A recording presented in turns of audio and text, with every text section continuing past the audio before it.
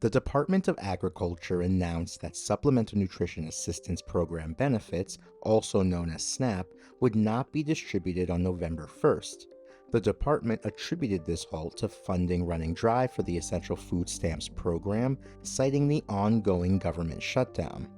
However, this claim has been challenged by Democrats and some policy analysts. The message posted on the USDA website placed the blame for the funding shortfall directly on Democrats, who have held off on supporting the Republican-backed continuing resolution to fund the government in 12 votes so far, with the exception of 3 senators who are members of the Democratic caucus. The notice reads, quote, "We are approaching an inflection point for Senate Democrats." It continues, quote, "They can continue to hold out for health care for illegal aliens and gender mutilation procedures, or reopen the government so mothers, babies, and the most vulnerable among us can receive critical nutrition assistance."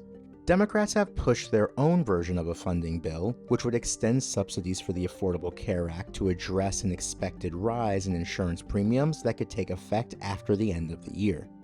They have consistently disputed the claim that they want to provide health care to people living in the country illegally. Almost 42 million Americans relied on SNAP-funded programs to purchase food in fiscal year 2024, according to the USDA, spending on average $187.20 in benefits per month.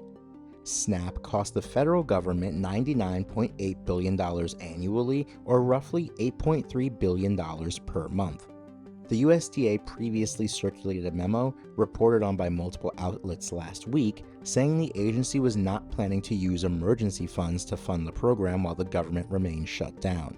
Some states have moved to dip into their own funds to cover SNAP while the federal government remains shut down.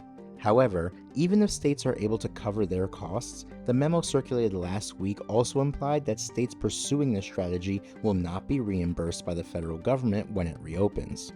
The memo states, quote, "States are responsible for determining household benefits and the movement of dollars through to the processors and ultimately to the retailers. There is no provision or allowance under current law for states to cover the costs of benefits and be reimbursed." For more on this story, check out the article at the link in the description.